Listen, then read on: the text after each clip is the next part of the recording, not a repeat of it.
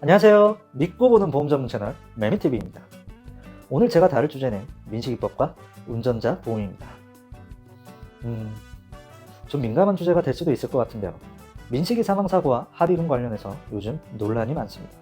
민식이 사망사고 건으로 보험회사는 최고 4억 원을 합의금으로 제시했지만 민식이 부모님은 보험회사에 7억 원을 요구했다. 이게 사실이냐 거짓이냐를 가지고 말이 많은데요. 진실이냐 거짓이냐 여부를 떠나서 사망사고로 인해 4억이든 7억이든 사망사고 유가족들과 보험회사는 합의를 볼 겁니다. 자, 여기서 보험회사와 피해자 간의 합의는 민사합의인가요? 아니 형사합의인가요? 이 내용이 궁금하신 분들은 이 영상 놓치지 마세요.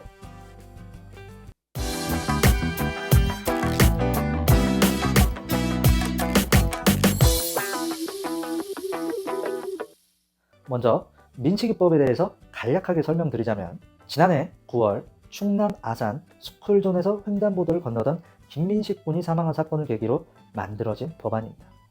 영상 보시면 아시겠지만 정말 안타까운 사고입니다. 민식이법의 내용은 크게 보면 두 가지입니다. 하나는 도로교통법의 개정입니다. 스쿨존 내에 과속 방지턱 및 과속 카메라 설치를 의무화하고 늘리자라는 내용이고, 또 다른 하나는 스쿨존 사고 처벌을 강화하자는 특정 범죄 가중처벌에 대한 내용입니다.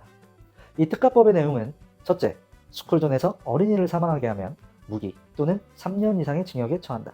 둘째, 스쿨존에서 어린이를 상해에 이르게 하면 1년 이상 15년 이하의 징역 또는 500만 원 이하 3천만 원 이하의 벌금에 처한다. 이렇게 요약할 수 있는데요. 실제로 민식이법을 촉발한 운전자가 얼마 전 1심에서 금고 2년의 실형이 선고됐습니다. 민식이법에 따르면 사망사고는 최소 3년부터 시작인데 금고 2년이 나온 이유는 이 법을 촉발한 운전자에게는 민식이법이 적용되지 않았기 때문입니다.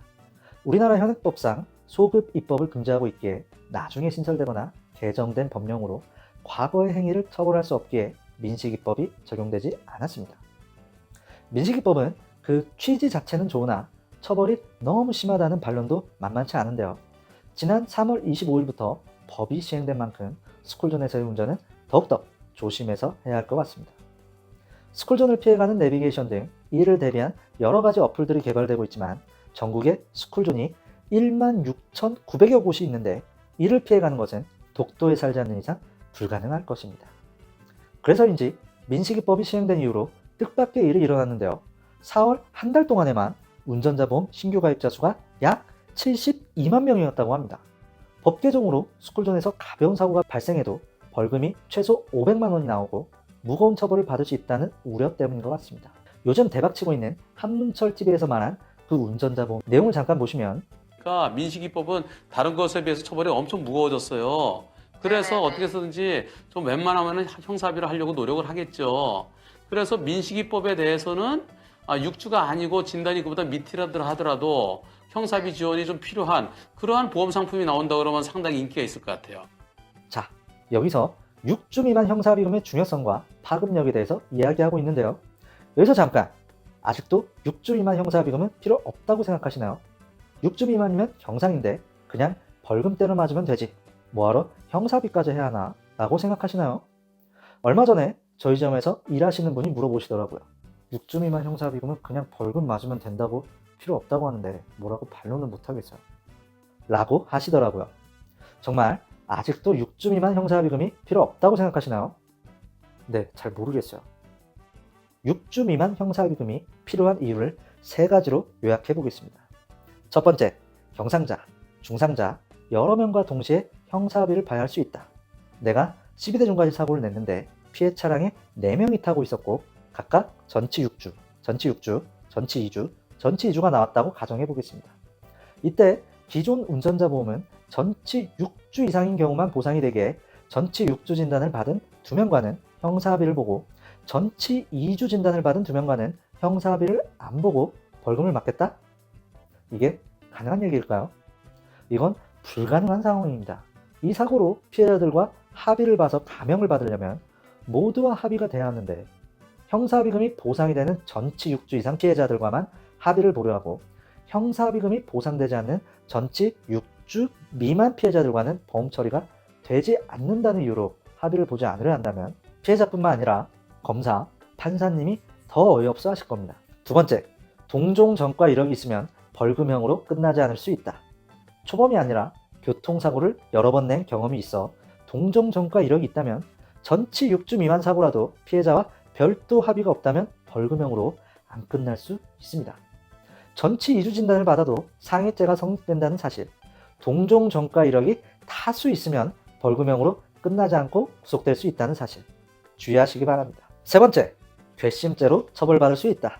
많은 분들이 경미한 교통사고는 민사합의는 보험회사에 맡기고 형사합의는 따로 보지 않고 그냥 벌금 맞겠다 라고 끝내려는 분들이 계십니다. 그리고 피해자한테 사과 한마디도 없고 연락 한마디도 없이 일말의 양심의 가책을 1도 못 느끼는 분들이 계십니다. 사고를 유발한 가해자가 나에게 처음 와서 하는 말이 보험 처리할게요. 이 한마디만 하고 이후 연락 한 번도 없는 일을 주변에서 많이 보셨을 겁니다. 사건이 송치된 이후 조사 과정에서 가해자는 합의하려는 시도, 미안해하는 반성의 기미가 조금도 보이지 않았다 라고 판단되는 경우 괘씸죄로 벌금형으로 안 끝나는 경우도 있으니 주의하시기 바랍니다. 이렇게 첫 번째, 경상자, 중상자 여러 명과 동시에 형사합의를 봐야 할 수 있다. 두 번째, 동종 전과 이력이 있으면 벌금형으로 끝나지 않을 수 있다. 세 번째, 괘씸죄로 처벌받을 수 있다. 세 가지 이유로 전치 6주 미만 형사합의금 준비는 필수입니다. 6주 미만 형사합의금 특약이 있고 없고는 큰 차이입니다. 고객님이 12대 중과실로 인한 전치 6주 미만 사고를 냈을 때 그거 형사합의 안 보셔도 돼요. 그거 그냥 벌금형 맞으세요 라고 말하시겠습니까? 아니면 6주 미만 사고도 형사합의금이 최고 300만 원까지 보상이 되니 피해자분께 진심 어린 사과를 하시고 원만하게 합의하시기 바랍니다 라고 말하시겠습니까? 고객님 입장에서도 전치 6주 미만 사고에 대한 가해자가 되었을 때 여기저기 알아보니 어차피 벌금형이래 라고 생각하고 피해자와 어떠한 합의 노력도 안 하고 쌩까시겠습니까? 아니면 제가 정말 죄송하기는 한데 어차피 벌금형이라 하니 그냥 벌금형 맞겠습니다 라고 하시겠습니까? 아니면 제가 정말 죄송합니다. 큰 돈은 아니지만 제가 300만 원 드릴 테니 합의 좀 부탁드리겠습니다. 정말 죄송합니다 라고 하시겠습니까? 마지막 사례가 제일 좋지 않나요?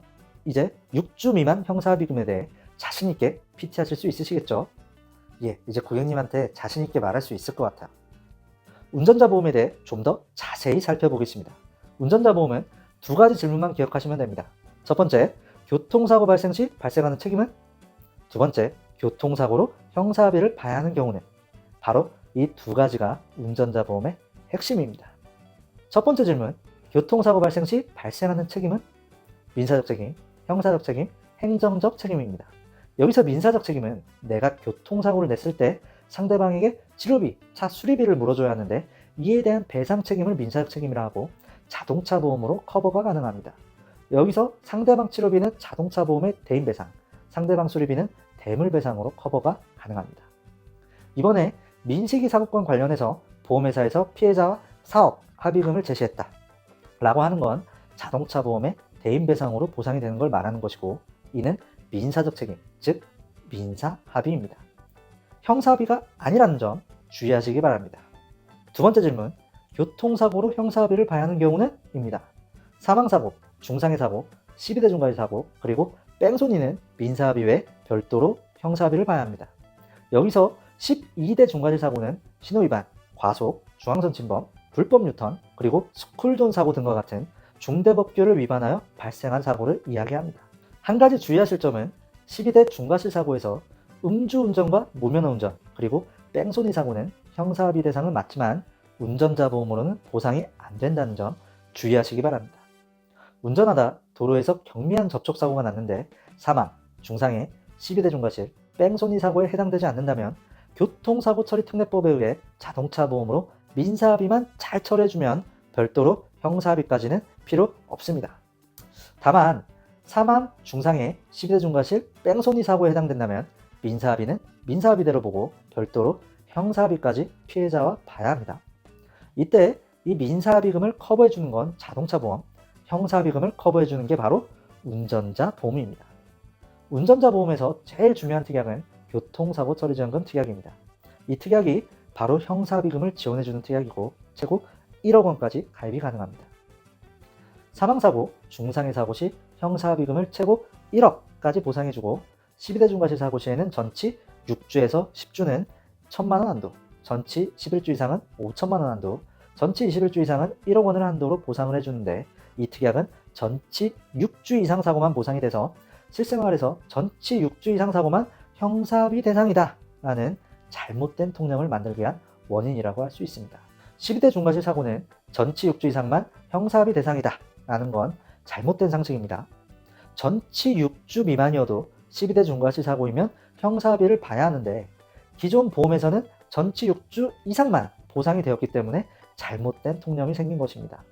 이를 커버하기 위한 특약인 교통사고 처리지원금 형사합의금 6주 미만에 대한 보장이 업계 최초, 대한민국 최초, 세계 최초로 출시되었고 최고 300만 원까지 보장을 받을 수 있습니다.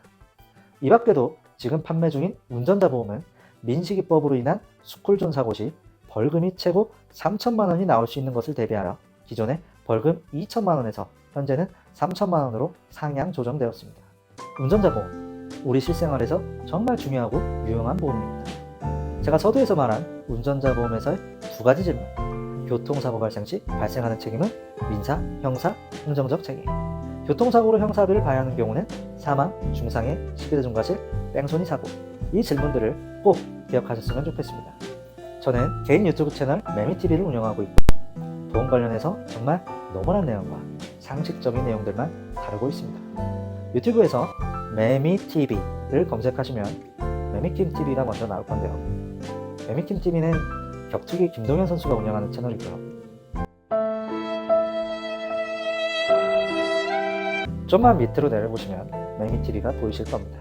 오늘 민식이법과 운전자보험 신상품에 대한 내용을 다뤄봤는데요. 좋아요와 구독 그리고 알림 설정 누르는 거 잊지 마시고요. 매미TV는 보험 산업의 건전한 발전을 위해 최선을 다하겠습니다. 감사합니다.